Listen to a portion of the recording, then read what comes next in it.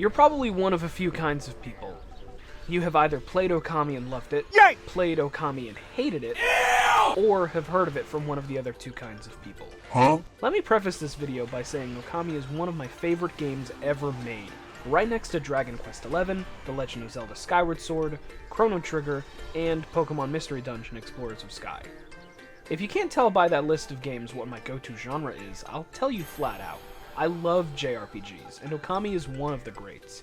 It's plain to see from my previous videos that I love unique visual styles and great music, and Okami isn't a small exception.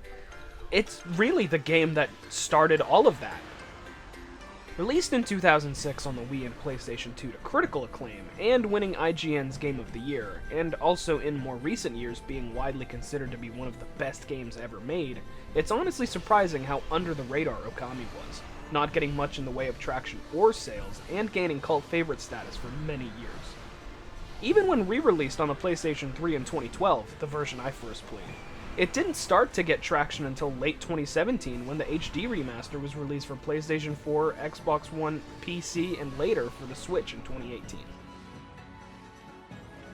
For those of you who haven't yet played Okami and want to experience the story, I won't be talking about or showing anything related to it. I know the game has been out for almost 20 years, but it's honestly one of those games you should know as little about as possible before you go into it.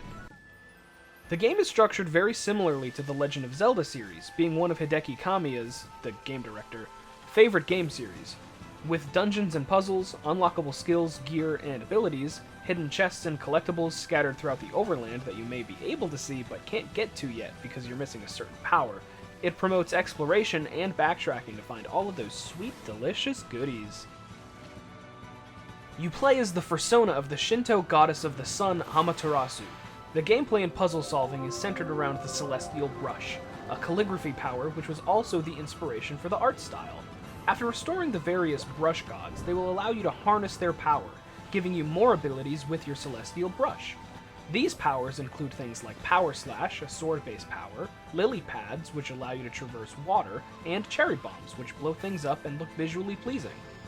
On top of using these abilities, Amaterasu can wield weapons based on Japan's three sacred treasures, the Imperial Regalia. They are the Sword of Kusanagi, the Yata Mirror, and the Yasuka Beads. These weapons, along with the powers of the Celestial Brush, will help Amaterasu expel the forces of darkness from the fictional land of Japan. Setting aside gameplay, Okami is a treat for the eyes and ears. Okami's soundtrack may be my favorite soundtrack to any game ever, and the visual style is so incredible with an inky cell shade that helps the visuals stay timeless.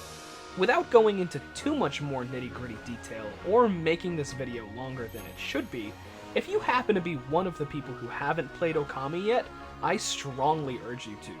This game may just change your life. Thank you guys so much for watching this video. I love Okami so much, and I really hope that came across.